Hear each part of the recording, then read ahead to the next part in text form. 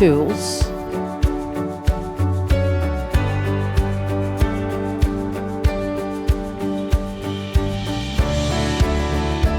material,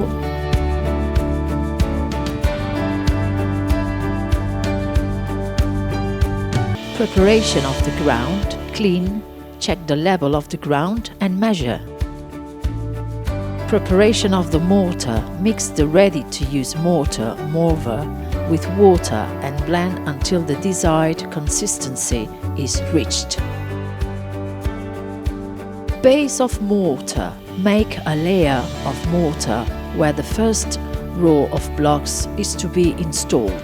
Place the rods for the piers. Use the drill to perforate the surface. Cut the rods to a length of approximately 50 centimeters. Place the rods. We recommend to use galvanized rods of 0.6 centimeters, but it is possible to use corrugated rods. Installation of the piers.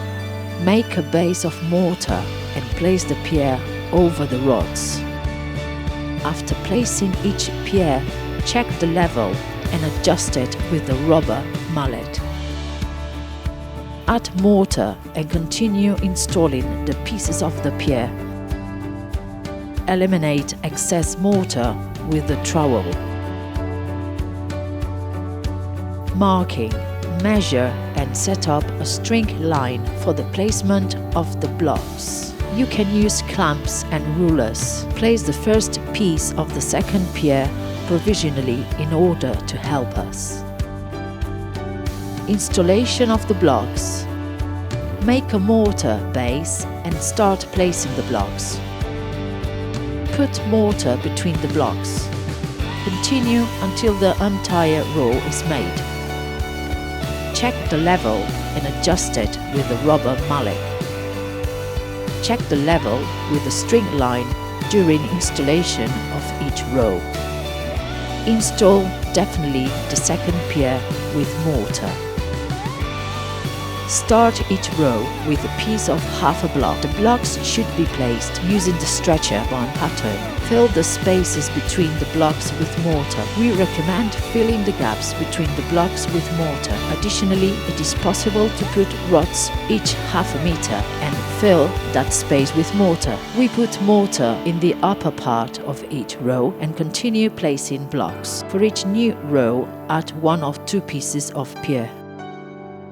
We recommend placing a pier each 4 meters. Continue until completing the wall. Place the lintel blocks. The last row should be made of lintel blocks.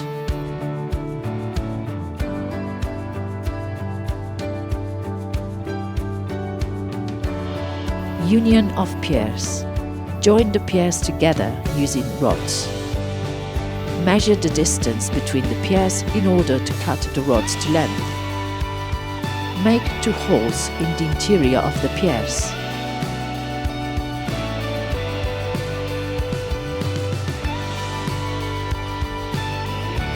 Union of rods.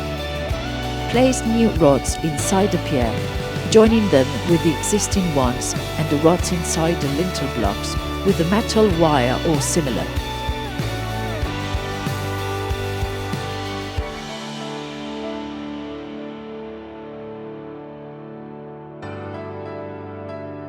Fill with mortar. Fill the piers and the lintel block row with mortar. Vernier vise. Join the pieces of the piers using cement glue in order to obtain greater stability and to avoid leaks when filling the piers with mortar. As the cement glue has a stronger bond, you can use it to install the pier caps. Finishing the piers. Add mortar and place the pier caps. Install the wall caps. Add mortar and place the wall caps, checking the level. Fill the gaps between the wall caps with mortar. Cleaning. When the mortar is almost dry, approximately every 2 to 3 hours, depending on the weather conditions, use the jointer on the joints and then the brush.